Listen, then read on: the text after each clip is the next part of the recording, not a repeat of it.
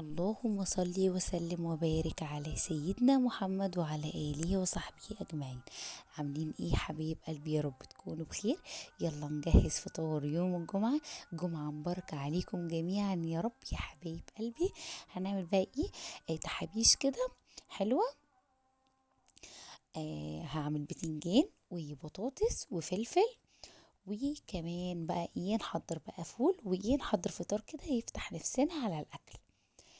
طبعا ايه عملت اول حاجه الطاسه طبعا على النار، وحطيت فيها زيت وسبتها تسخن كويس جدا. كنت بقى مقطعه البتنجان وغسلاه كويس. حطيت بقى ايه البتنجان كده عشان يتحمر عندي كويس براحته.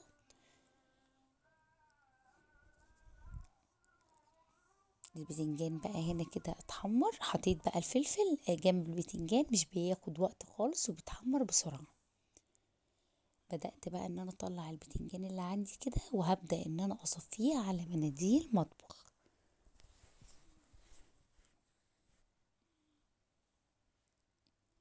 بصفي بقى البتنجان كويس جدا كده، هو الفلفل اللي عندي.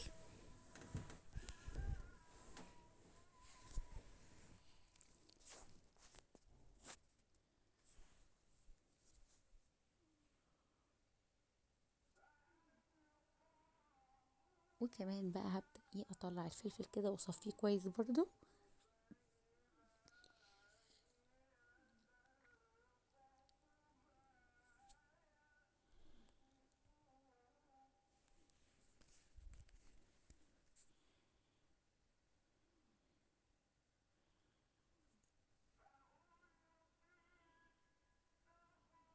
خلاص بقى كنت كده صفيت الفلفل اللي عندي كويس جدا برضو.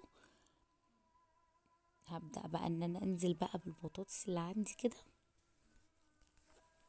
وهسيبها برضو ايه تتحمر براحتها وتاخد لون ذهبي كده وتبقى مقرمشة وحلوة. هنا بقى بنخلي بالنا كويس جدا لان الزيت بيبقى سخن، ربنا يسترها علينا وعليكم يا رب.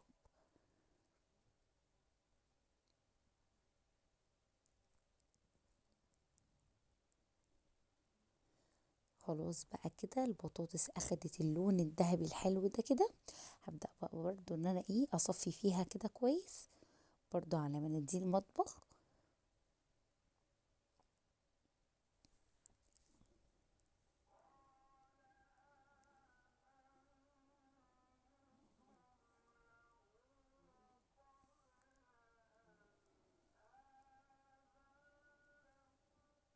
هنا مش عارفة بقى الكاميرا مالها كل شوية تقف ليه كده، بتعلق ليه مش عارفة. ببدأ ان انا اصفي بس البطاطس كلها اللي عندي كده.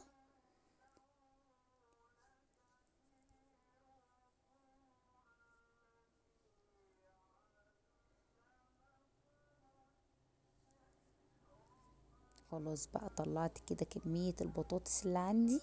عملت بقى كمان طبق فول كده بالطحينة والليمون. وكمان بقى هبدأ ان انا اقطع طماطم وخيار، اقطعهم شرايح كده.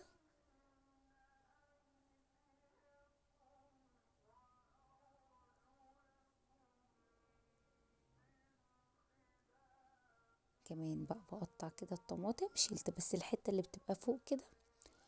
وبعد كده بقى ايه بقطع الطماطمايه برضو شرايح كده.